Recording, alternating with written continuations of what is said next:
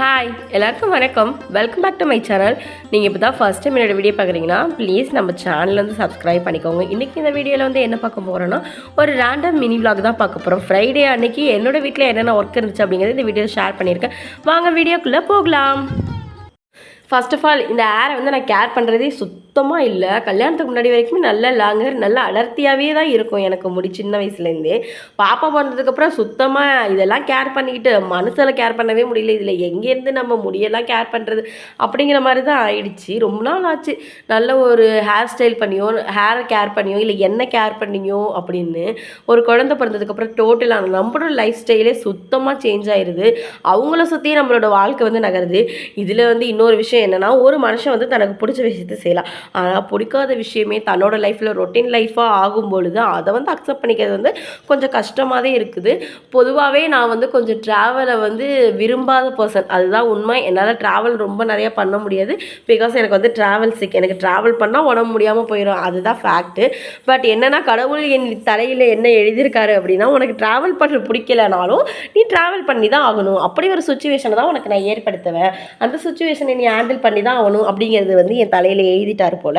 அதனால் நான் நிறைய ட்ராவல் பண்ணுறதுனாலே என்னமோ என்னை வந்து சுத்தமாக கேர் பண்ணிக்கிறேன். அதனால் வெள்ளிக்கிழமை ரொம்ப சிம்பிளாக ஒரு ஹேர் கேர் பண்ணணும் அப்படின்னு சொல்லிட்டு ஒன்றுமே இல்லை, வெறும் கோகோனட் ஆயிலை ஃபுல்லாக மண்டை ஃபுல்லாக தேய்ச்சி அன்றைக்கி ஒரு ஷாம்பு போட்டு நல்லா ஹேர் வாஷ் பண்ணேன்.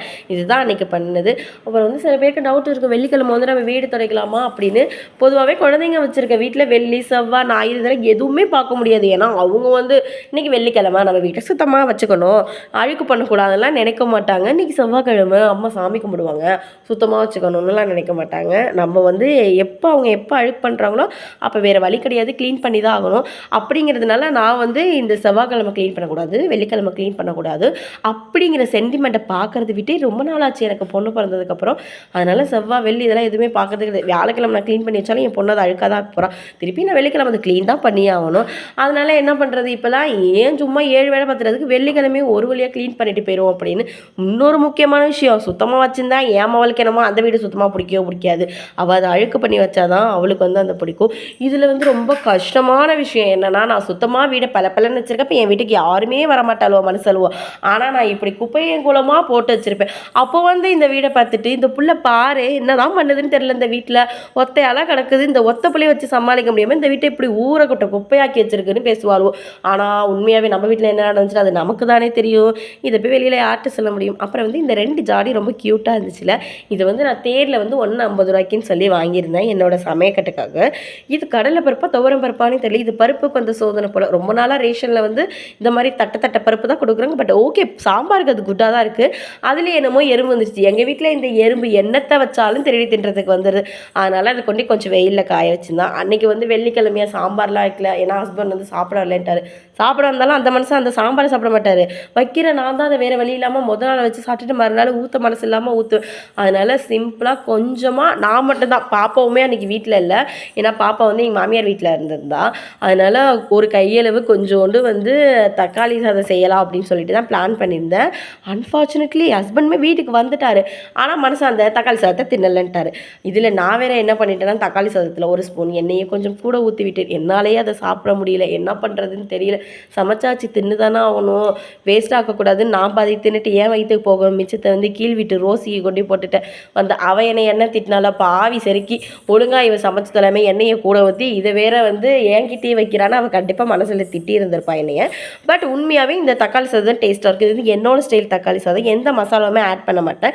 நீலவாக்கில் வெங்காயம் அரிஞ்சு கொஞ்சம் க்ரன்ச்சியாக கடிக்கிற அளவுக்கு இருக்குல்ல அந்த பதத்துக்கு வதக்கிட்டு தக்காளி நல்லா பழுத்த தக்காளி 2 தக்காளி எடுத்து வந்து அரைக்கலாம் மாட்டேன், இது மாதிரி அரிஞ்சுக்குவேன். 4 பச்சை மிளகா, உங்களுக்கு எவ்வளோ காரம் வேணுமோ அந்த பச்சை மிளகா சேர்த்துக்கலாம். நார்மலாக நம்ம யூஸ் பண்ணுற பொன்னி அரிசியை ஒரு 1/2 hour ஊற வச்சுட்டு தண்ணி ஊற்றி உப்பு போட்டு அந்த அரிசியும் போட்டு நல்லா தம் ப்ரெஷர் பண்ணிடுவேன். இது வந்து நல்ல டேஸ்டியான தக்காளி சாதம். இதில் வந்து பெருஞ்சீரகம் போட்டு தாளிச்சா அதை நான் சொல்ல வந்து மறந்துட்டேன். இதில் ஃபுல்லாகவே அந்த தக்காளியோட ஃப்ளேவர் மட்டும் இறங்கியிருக்கும். நம்ம எக்ஸ்ட்ராவாக வந்து மிளகாத்தூள் அது மாதிரி கரம் மசாலா இந்த மசாலாவும் வந்து ஆட் பண்ணாததுனால வெறும் தக்காளியோட ஃப்ளேவர் இறங்கி ஒரிஜினல் தக்காளி சாதம் மாதிரி இருக்கும். எனக்கு இந்த மாதிரி தக்காளி சாதம் தான் பிடிக்கும். அதனால் வந்து அன்றைக்கி அந்த மாதிரி தக்காளி சாதம் செஞ்சுட்டு அப்புறம் வந்து சைட் டிஷ்க்கு வந்து வெறும் வடவை மட்டும் பொரித்து வச்சுக்கிட்டேன். இதுதான் அன்றைக்கி வெள்ளிக்கிழமை நம்ம வீட்டில் செஞ்சு ரொம்ப சிம்பிளான தக்காளி சாதம். இதை வந்து செஞ்சு சாப்பிட்டுட்டு அப்புறம் வந்து ஈவினிங் ரொட்டீன் ஸ்டார்ட் பண்ணிட்டேன். இன்றைக்கி ஃப்ரைடே வந்து காலையில் விளக்கில் வந்து ஏற்றி சாமி கும்பல 1 மணிக்கு சுக்ரஹோரையில் வந்து பூஜை பண்ணிக்கலாம் நினச்சேன். பட் அந்த டைமே மிஸ் பண்ண காரணத்தினால ஈவினிங் வந்து 6 மணிக்கு விளக்கு ஏற்றிக்கும் அப்படின்னு சொல்லிட்டு, ஏன்னா 7 மணிக்கெலாம் வந்து ஊருக்கு கிளம்பிடும். எப்பொழுதுமே ஒருத்தராடு போயிட்டு வரும்போது ரிட்டர்ன் வரும்போது தொம்பங்குடிசை பாலத்துக்கிட்ட வந்து நிறைய பூ விற்கும். அங்கே வந்து கொஞ்சம் கம்மியாக இருக்கும், பக்கத்தில் பூ சந்தை இருக்கிறதுனால அங்கே வரும்போதே உதிர்ப்பு எல்லாமே வாங்கிட்டு வந்து கட்டி வச்சு ஸ்டோர் பண்ணிக்குவேன் சாமிக்கு வைக்கிறதுக்கு. இங்கேயுமே நம்ம ஸ்ட்ரீட்லேயுமே வந்து பூக்காரவங்க வருவாங்க, அவங்கக்கிட்டையுமே 10 10 வந்து பூ வாங்கிக்குவேன். எனக்கு வந்து ரொம்ப சிம்பிளாக வந்து வெள்ளிக்கிழமை வந்து விளக்கேற்றி வீட்டில் கல்கண்டை மட்டும் பிரசாதமாக வச்சு நெய்வேத்தியம் பண்ணி வீட்டில் சாமியுமே கும்பிட்டு வந்து முடிச்சிட்டேன். சாமி பாத்திரம் இதெல்லாம் எதுவுமே எனக்கு விளக்கலை, ஏன்னா ஊருக்கு போயிட்டு வந்து அதுக்கப்புறம் வந்து நம்ம எல்லாத்தையுமே க்ளீன் பண்ணி விளக்கேற்றிக்குவோம் அப்படிங்கிறதுனால ரொம்ப சிம்பிளான பூஜை தான் அந்த வெள்ளிக்கிழமை வந்து நான் பண்ணியிருந்தேன். இதுதான் வந்து என்னோடய ஃப்ரைடே ஈவினிங் ரொட்டீனாக வந்து இருந்துச்சு. இதை முடிச்சதுக்கப்புறம் வந்து பேக் பண்ண ஆரம்பிச்சிட்டேன். என் தங்கச்சி எல்லாமே வந்திருந்தாங்க. அவங்களுக்கும் கொஞ்சம் வந்து ஆரத்திலாம் காமிச்சிட்டு தம்பி பாப்பாவை தான் ரொம்ப மிஸ் பண்ணிட்டு கிடந்தான். தீக்ஷியை காணும்னு அவள் ஊரில் இருக்காடி, அப்படின்னா அவள் வந்துருவா அப்படின்னு சொல்லிட்டு இருந்தேன். எல்லாருமே சாமி கும்பிட்டுட்டு அப்படியே வந்து பேக் பண்ண எல்லாருமே வந்து ஆரம்பிச்சிட்டோம். அதுக்கு முன்னாடி 2 ஜாடி வாங்கினேன்னு சொன்னேன்னா அது எதுக்குன்னு வந்து இந்த வீடியோவில் காமிச்சிருக்கேன் பாருங்கள். எனக்கு வந்து என்னோடய சமையலறையில் வந்து உப்பு மிளகாய் இதெல்லாம் வச்சு ஒரு விளக்கேற்றி வழிபடணுங்கிறது ரொம்ப நாள் ஆசை. விளக்குமே ஏற்றுவோம் வந்து, அதாவது அடுப்பறையில் சமையலறையிலுமே வந்து விளக்கேற்றி தான் வழிபடுவேன். பட் இந்த ஜாடி வந்து 2மே 50 ரூபா சொல்லிட்டு 100 ரூபாய்க்கு வாங்கிட்டு நான் ரொம்ப க்யூட்டாக இருந்துச்சா, அதனால் ஆல்ரெடி ஒரு 2 ஜாடி வச்சுதான். அதில் ஒன்றில் வந்து கல்லுப்பு, ஒன்றில் வந்து சால்ட்டுப்பு வந்து கொட்டி வச்சுருந்துருப்பேன். அதனால இந்த 2 குட்டி ஜாடியிலையும் கையளவு எடுக்கிற அளவுக்கு வந்து புளி மிளகாய் இதையெல்லாம் போட்டுக்கிட்டேன். இந்த ஸ்டாண்டுமே வந்து நான் வந்து தஞ்சாவூர் தேர் திருவிழாவில் தான் வாங்கினேன். 1 50 ரூபா அப்படின்னு சொல்லிட்டு அது எல்லாத்தையுமே வச்சுட்டு அங்கே ஒரு மாக்கோலம் போட்டுட்டா அதுக்கு வந்து ஒரு விளக்கேற்றி வந்து வழிபடணும் அப்படிங்கிறது என்னோட ரொம்ப நாள் ஆசை. பட் இன்னும் ப்ராப்பராக நான் வந்து அரேஞ்ச் பண்ணல. இப்போதைக்கு என்கிட்ட இருக்கிறத வச்சு அரேஞ்ச் பண்ணி வச்சு அந்த இடத்துல வந்து ஒரு விளக்கேற்றிருக்கேன். அதோட நம்மள்ட்ட அம்மிக்கல், கொடக்கல், இது மாதிரி ஆட்டாங்கல் எந்த கல் இருந்தாலும் அதுக்கும் வந்து மஞ்சள் குங்குமம் வச்சு வெள்ளிக்கிழமை வந்து வழிபடுறது வந்து ரொம்பவே விசேஷம். ஏன்னா இது எல்லாமே வந்து மகாலட்சுமியின் அம்சம் பொறிஞ்சது. அது மாதிரி மகாலட்சுமியோட பரிபூர்ண அருள் கிடைக்கும் அப்படிங்கிறது வந்து நம்பிக்கை. பர்சனலாக எனக்கு வந்து இப்படி வந்து பண்ணுறதுக்கு பிடிக்கும். நான் வந்து எல்லாரையும் அப்படி பண்ண சொல்ல, பிடிச்சவங்க அது மாதிரி பண்ணலாம்.